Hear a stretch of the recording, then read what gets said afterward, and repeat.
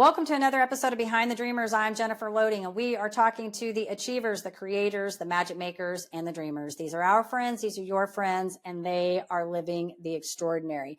Well, I'm so excited about my guest today. She's had an incredible journey in the world of sports and business, realizing the power of sports talk. In her career, she teamed up with her brother to create last night's game, leveling the playing field for her friends by empowering them to dive into the sports conversation. Her career has been nothing short of remarkable, with experiences in male-dominated industries, including a role in a Major League Baseball team, with a Major League Baseball team. As a third-generation entrepreneur, she once circled the globe in an astonishing 58 hours and 37 minutes. Kind of cool. And she's no stranger to the international scene. She's a true master of small talk, bridging connections, and bringing people together. So I'm so excited to welcome her on. You're going to want to make sure you head over to Starter Girl so you can hear what she has to say over there. But before we get her on here, I do need to do a quick shout out to our sponsors. So today's episode is brought to you by Walt Mills Photography. If you are a creator needing post-production, consultation, or promotion, Walt is your guy. Whether short films, YouTube films, photography work, or a new headshot, he can help you find a solution to match your needs. To learn more about Walt and his work, you're going to want to head over to photosbywalt.com. All right, so my guest today, Amy Siegfried, she is an entrepreneur. She's a TEDx speaker. She's a podcast host. She's also an adjunct professor. She's an investor, and she is a sports enthusiast. She wears many hats. I'm so excited to have her on today. So welcome to the show, Amy. We're so glad to have you here today. Thanks, Jennifer. I'm really excited to be here with you. It's going to be awesome. We also have so much to say on the intro of that Behind the Dreamers. It's like a mouthful. Sometimes my brain gets working too fast and the mouth doesn't want to keep up. But anyways, we're so glad to have you here today. Yep, you get it. So I want to open this up real quick. I want to talk a little bit about what you're doing. And so let's start there. Tell us a little bit about what you're doing so our audience knows where you're coming from. So my primary day job, besides taking care of my 5-year-old and making sure my house is still standing, is I'm the co-founder of a company called Last Night's Game. And we cover sports for those who don't know a lot about sports, but need to talk about them in social situations. And we're not here to turn you into an ESPN sideline reporter. We just want you to have that tool in your tool belt of success, especially when it comes to networking, communicating in the office, just really making those connections, whether you're in sales or whatever role you might be. It's just become this huge, I realized what an advantage I had knowing as much as I do about sports is how that really helped me in my career. And so we do that through a tri-weekly podcast as well as an email newsletter that goes out once a week. And we believe in short and sweet and fun. Like, no one learns if things are boring. That's why your podcast is fun, because it's not boring, right? People are engaged. And so we make it fun. We love talking about Taylor Swift and Travis Kelce, and we love talking about all the fun ways that pop culture and sports collide so that we can go ahead and enjoy in the conversation about sports, but not have to talk about statistics and use all the acronyms and all of those things. So that is hat number one. Hat number two, I am the vice chair and incoming board chair for Irish Angels, which is one of the largest angel investing groups in the country. We're based in Chicago. So I spent a lot of time doing that, looking at different businesses out there who are seeking fundraising. And so that's been a lot of fun. I also chair the DEI committee. So we really strive to bring in underrepresented communities businesses that are led by underrepresented communities. And it's just really cool. I think one of the best things about that is I call it Shark Tank for people from Notre Dame. And it's just so neat to see what people create. I know that's why we all watch Shark Tank, because we love to see what people create and where they came up with these ideas. And we get to do that in real life. And that's really a lot of fun. And then I'm an adjunct professor as well. So why not? Yeah, you got a lot going on. No, and I love it, and I think the thing, I want to back up to what you said about the sports thing, because funny enough, so when I first, I don't know, like in the first year, I think I did Starter Girls, I had a sports agent come on my show, and he was working, I think, with some of the Cowboys players, because I'm here in Dallas. So he's working with some of the Cowboys players, and really young guy, smart.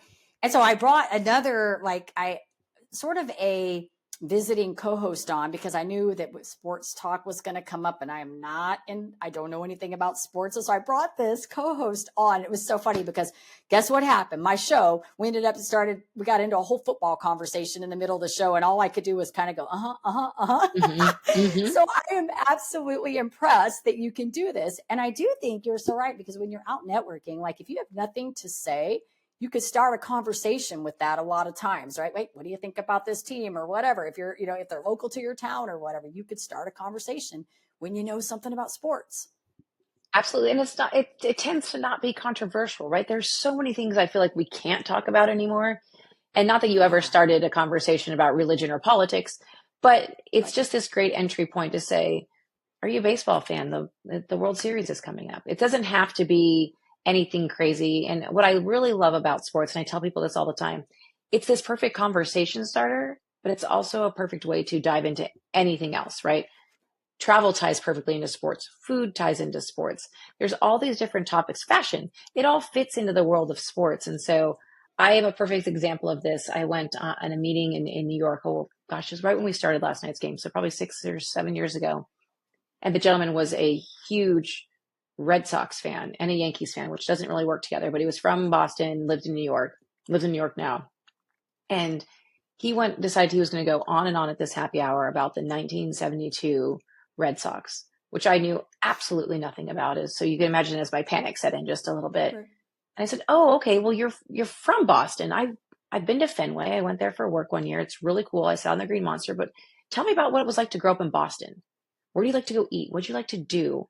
Did you road trip to New York a lot? Like, how'd you end up here?" So it's this great way to get this little nugget about this person and then be able to spin that into something you are truly curious about.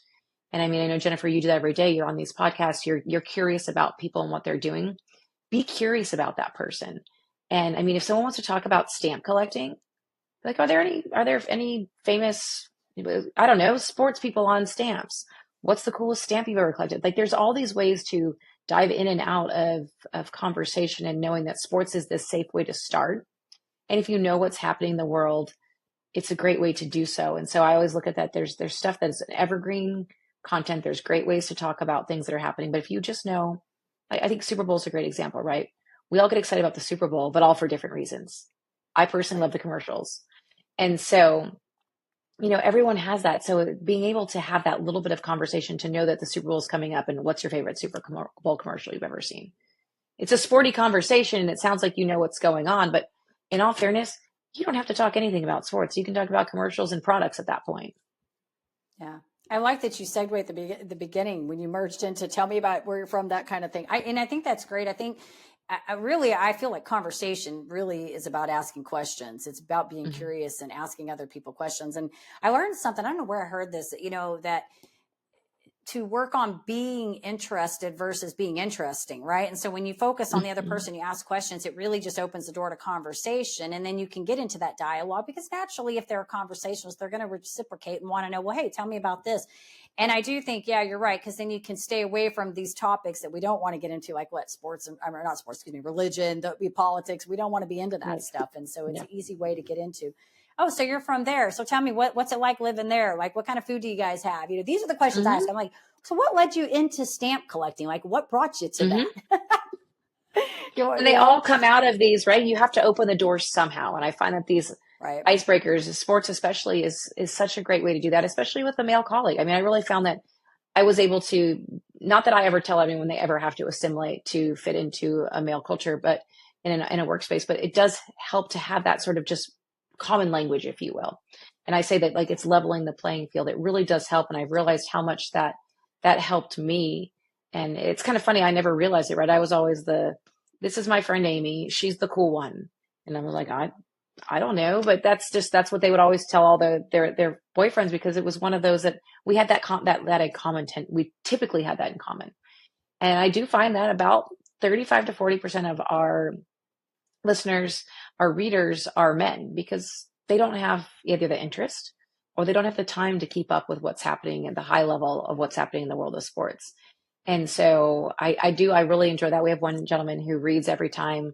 Before he makes sure to read like the 2 or 3 newsletters ahead, or listen to the episode ahead of going to the barber shop. because he said that's what everyone talks about at the barbershop. And he just has that little nugget that he can be able to drop in there. So he knows just enough to be able to talk about the world of sports. And then you don't have to carry on to about the 1972 Red Sox. I have no idea if they won a World Series. I don't know. I don't know anything about them.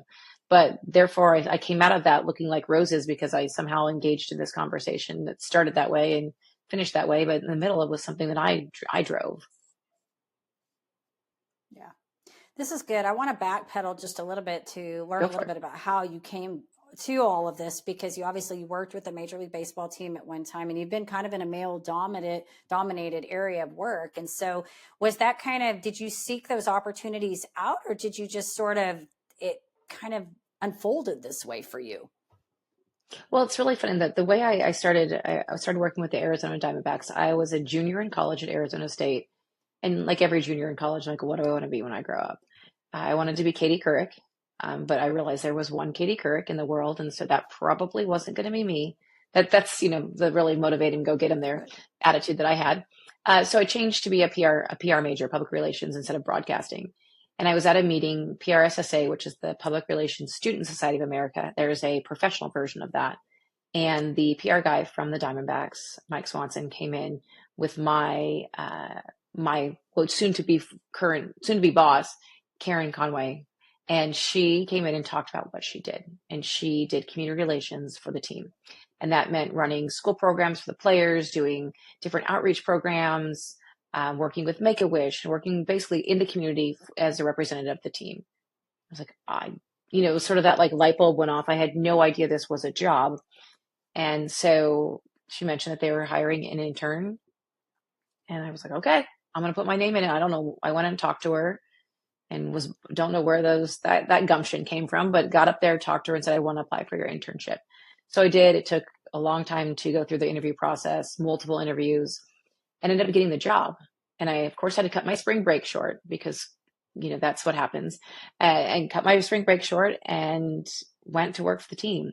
And I worked my butt off for $5.25 an hour, and I loved every bit of it. I did whatever anybody would ask. You want me to push a dolly full of baseballs and heels? I'm in. What do you want me to do? And so I just kept working and working. And when the internship was over at the end of the season, they offered me a full-time job for when I graduated school. So I stayed on board and just worked my way up through the department. And when I left, I ran the foundation and the department itself. And I really loved what opportunities that provided me in my career to meet people. It opened a lot of doors. When you leave a really cool job like that, though, you do realize who your friends are, because there were always those people who would call just when some good team was coming into town, or just when something big was happening. So that's a very humbling moment to realize that there are people who really just liked you for what you did, not who you are. And so that was really the whole genesis of my career. And then I launched into opening up markets for doing some work in Chicago. I started my own event planning business. My husband and I lived in Singapore, so I did marketing and advertising there. And we came back from Singapore to the US and started Last Night's Game because it was between Christmas and New Year's and no one was hiring. So we figured, why not give it a try? So it's awesome. There we have it. Awesome. It's a great story.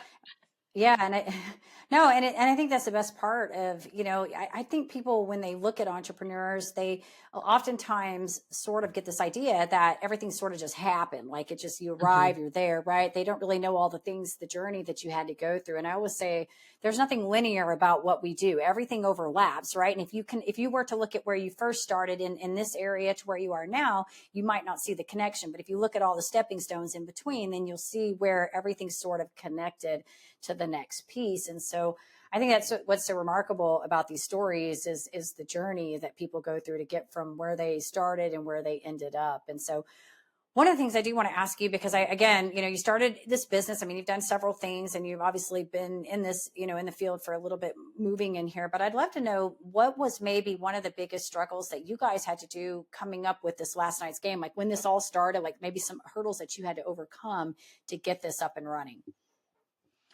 I would say that in the beginning, some of the biggest things was really defining we had a big discussion about this, who our market's going to be.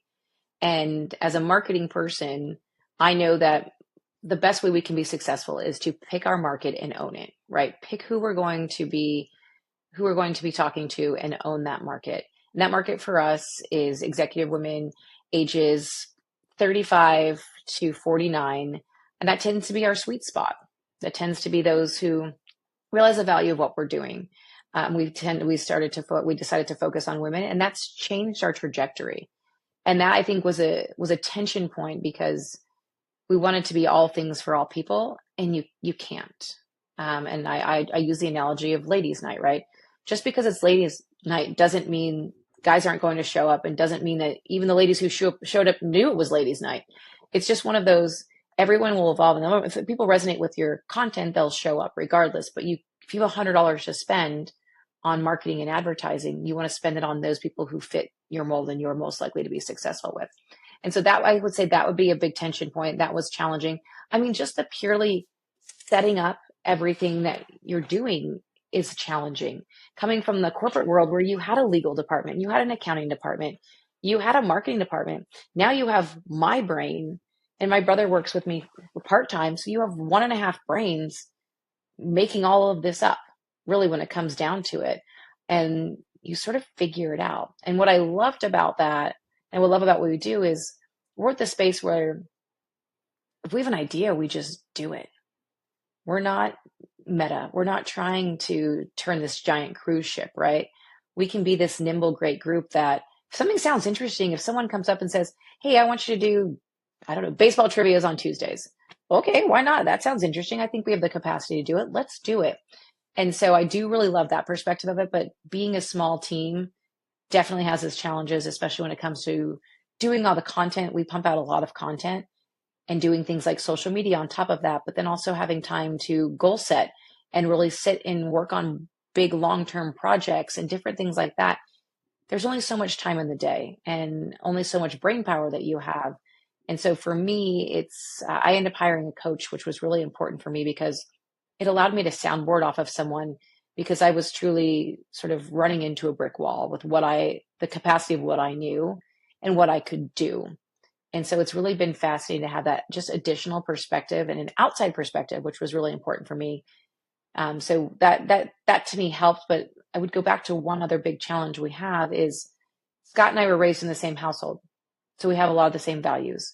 We think the same way. Yes, we live in 2 different places, and yes, we're a boy and a girl, and we're different ages, and we have sort of different lifestyles, but we have a lot of the same values. So some of our challenges are what we think is interesting or what we feel is valuable, which is what's a moral or something that we do, a high road we take. That's for us, and that's what we do. But it's really interesting because we don't necessarily represent everyone, right? And so we do think very much the same on a lot of things. And so that has been nice to have some outside perspective. And we've had ambassadors that we've relied on for outside perspective, because we don't know it all. And us realizing that we don't know it all was one of the biggest things we've come up with. Yeah, that's good. Well, and I think that gets back to like kind of knowing your market, right? Like what you said in the very beginning, because I think for a lot of us, that is the biggest struggle, is trying to figure out who is our target audience. And again, yeah, we think, and I find this sometimes with new entrepreneurs that they want to cover like a large market, right? They think, well, if I go broader, get wider out, then I can have more areas to tap into. And no, you're really better off finding out who your market is and really targeting those people. Because the way I see this, it's kind of like selling, right? Like the way I would give this an example is just talk about programs, courses, right? Like if you have a $199 course versus a $9,900 course, right? Like these are going to be entirely different kind of people. And if you're trying to sell a $10,000 course to people who are wanting to pay $199 for a course, you're going to feel defeated. You're going to feel like you're wasting your time, your energy. You're not even going to probably realize it. You shouldn't be marketing to them. You're just going to feel like you're not going to make this, right? And so I think you're right. You hit the nail on the head when you said finding your market, because I think that's hard for a lot of people to figure out. And I really think once you get that, then yes, it makes it easier. But also, to your point, it allows you then to also understand what it is they want and they need, too, so that you can sort of tailor your stuff to fit them as well, and not be so blinded that this is what works for me. It's like social media, right? Like I laugh at this all the time, because I'll make a post about something and I love this post, right? And I put it out and I'm like, nobody likes it. And then I'll go do another one that I'm like, I spent no time on, Like, it's just cheesy. It's awful. And then everybody likes it. And I'm like, Amy, I'm like, what the hell? What's up with What that? did I They like that miss? cheesy Yeah. thing. Like, I didn't put any brain power even into that one. That was like a no-brainer. And I'm like, what? No. Yep, that's it. But that's 100% true. And I think that's why, I mean, if you look at, there's a reason that TikTok and Instagram, that you're getting fed the content that you like, right? There's a reason they're doing that. They want to keep you engaged. And if you think about your product or your business as the same way, of feeding the stuff that you're providing to the people who want to watch it. Why waste why waste your abilities and your time on the people who don't want to watch it? They're here on the fringe. Sure, could you be selling, I don't know, a 401k to, like, but yeah, sure, you're going to be hitting these people, but the people who are 5 years old don't want it. And the people who are 65 and above don't need it. So it's like, sure, maybe the people who are 65 and above will buy or pitch in or do something for their people who are their grandkids who are 30. Sure, that makes sense. But really, overall, your market is here. Don't sell to the fringe, because they may, sure, if they fall on, if they want to come in, they'll come in. But ultimately, stay in your lane. Just keep getting those cooking videos, and for me, like hair videos on TikTok, because I don't know how to do my own hair, hence the headband. And so keep feeding me those videos, TikTok. I mean, that's what I'm watching. My TikTok is littered with animals, Amy. Cats, cats, and cats. No pun intended.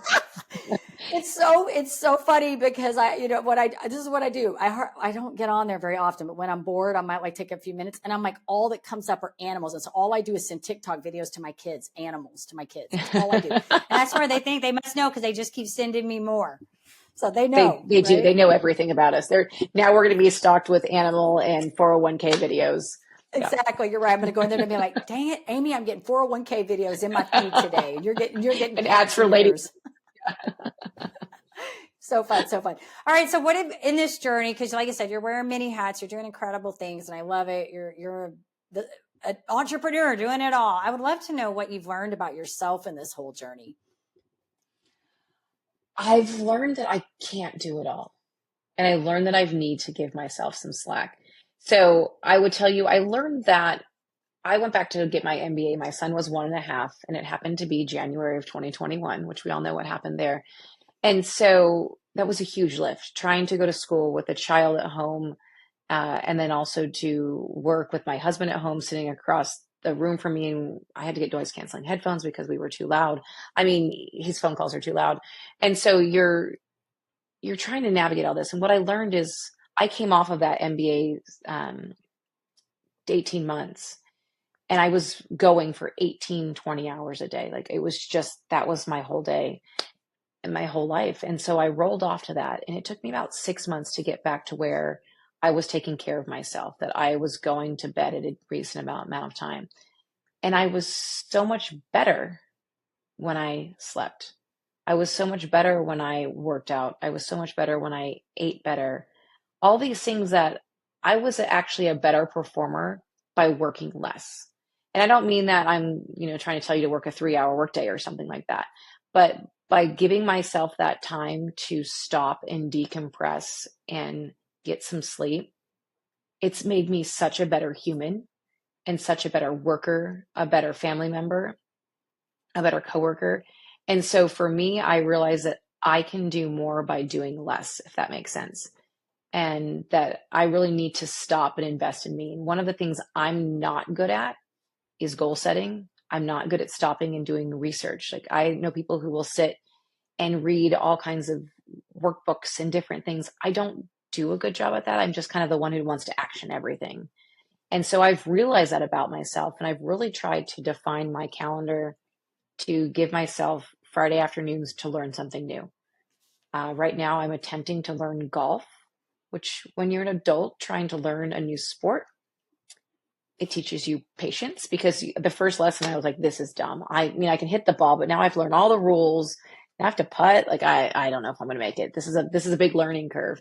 And so, but I think that's so important for us to evolve and learn, but also give ourselves the time to evolve and learn versus just going. Give yourself time to take a break, let your brain rest, go do something fun that's not work related. Go read a crap novel that has nothing to do with business, just so your brain can just be somewhere else for a little while, because those ideas start churning when you sleep. Your ideas start churning when you take a break and go see something different, go do something different. And I feel come back feeling so much more refreshed. Yeah, that's good. Well, and I would say learning golf, yes, you would have to have patience for that. I know I would, because it's kind of slow anyways, right? And Yep. you mentioned a Mm-hmm. few minutes ago, you're kind of an action doer, and I tend to be that way Yep. too. Like, I'm a person that like skims things and I just go to work. Like, I learn by Mm-hmm. doing. I can't sit and read things over and Yep. over and like keep thinking. I just like have to get in, dive in head first, and Mm-hmm. I'm going to learn, and I'm probably going to mess it up a few times, but then I'm going to figure it out along the way. Right. And so I would say, Right. if you're ever do golf, I'd probably be the same way you are. I'd really have to reel that patience in to I've do had it. the talk with myself. Yep. Be patient. Yeah. I think it's good though that you're talking about really carving that time out though for yourself, because I do think that's huge. And I think a lot of people take that for It's granted, hard. Yeah, it is. And I always go back to Stephen Covey's The 7 Habits of the Highly Effective, where he talks about, I don't know if you've read, that's one of my favorite books. He talks about the 4 quadrants and how we spend all of our time in the task oriented things that we have to get done, helping other people and wasting energy. But we spend very little time in the areas that involve our personal development and our self care. Mm-hmm. And that really is the most important thing, because when you take care of that, you are more efficient, right? Like you said, you get to work a little less. It's not that we're promoting that you only have 3-hour days, but when you show up differently, you are more effective at the work that you do in the time that you do it. So rather than Absolutely. spending 8 hours, right? 8 hours of a day with maybe 3 hours of that being wasted because you're piddling around, right? You come in, Mm-hmm. you work 4 hours and you're on it and you get it done. Mm-hmm. And it's kind of that scenario for anyone who's ever worked for a boss who says you have to be at your desk from 8 to 5. Do you know how much you get done from 8 to 5? Probably 2 or 3 hours work of work. But then you're screwing around because you're stuck there and you have nothing better to do. But if your boss said, and I had a boss who used to do this like right around Christmas time, she'd say, if you come in and get all your stuff done, you can go home. I would walk in that office at 8 a.m. with a 25 item to-do list. And I'd be out the door by noon. And if that was like, Yeah. you have to stay here 8 to 5, it would take me 6 days to do that 25 item list, because it would be like, I'm not really motivated. I don't need to get this done. But it's like, if I can get through and get things done. And I go back to the sort of that evolution. And I read this, I was in a store about 5 or 6 years ago, and it was like a t-shirt shop somewhere. And it had a sign on the wall and it said, evolve or die. And I just thought to me, like, that was it's a little morbid, but it's true, right? As we continue to, whether that's your business or whether that's you, continue to evolve, continue to learn. And I think about my father-in-law, who I love so much. I love watching his brain. He asks so many questions. He'll be 75 in December, and he's a businessman by trade, but he's always evolving. He's always asking questions. He's always learning. He's always coming to me and saying, like, what does this mean? Well, I want to know what this is. Show me what TikTok is. He wants to know what these things are. He may not get on TikTok and may not get on Twitter, but he wants to understand it. He wants to know what it is so he can have that conversation. And I love that about him. And I think that is such a cool way to go about life, is just continuing to learn. Don't just shut up and say, I'm not going to try to figure out how this new iPhone works. I don't need it. I don't want it. I'm done. I'm just going to call it a day. I'm going to get out my jitterbug phone. Like, evolve and learn. And maybe you don't have to get it, but understand why people want it. What are they looking at? What are they doing? Understand what, those coming out of college. I mean, I look at it from evolution too. Like, well, younger generations have not been drinking as much as the generations before them. And I've had all these, people who are my age make comments, and I'm like, well, that's their choice. They want to go out and live a cleaner, live a fuller life, and that maybe is a little less cloudy, as spend their money elsewhere. And so it's like, why are they doing that? Ask the questions, learn, versus just making these assumptions. And so I just think that's so important for all of us as we continue, no matter what age we are, to continue to evolve, learn up, learn down when it comes from generational learning, but also ask. I know we've talked a lot about this previously, but like, be curious, ask questions, continue to evolve yourself and invest in yourself, whether that's an MBA or whether that's reading a new book or learning a new skill. So good. Good stuff, Amy. Thank you. I love it. Thank You're you. so right. All right. So this has been great. If our audience wants to get in touch with you, they may want to come check out the last night's game, see what that's all about. Maybe they want to follow you. Who knows? Reach out to you. Where do we want to send them? So we're at lastnightsgame.com, and we're on just about every social media platform you can think of at Last Night's Game. And I am the one who does all the Instagram. You will see me on there. So if you ever need anything, DM me. I'd be happy to chat with you. Awesome. This has been so much fun. I think you and I could talk Thank for a you. long time. You're a I great think so too. person to have on the other end. It's always fun when I have somebody on the other side. I feel like I know you. We've only talked a few times, but I feel like I know you well. We feel like we just keep going on this conversation. But I know how this is. We all got lives to live and things to tend to, and so do our listeners. And so with that, I do want to say, if you enjoy our show, to our listeners, of course, check us out over on Apple. Give us a review over there. You can hit that subscribe button on the YouTube. And I'm going to leave you with a final parting thought. In order to live the extraordinary, you must start, and every start begins with a decision. You guys take care, be safe, be kind to one another, and we will see you next time.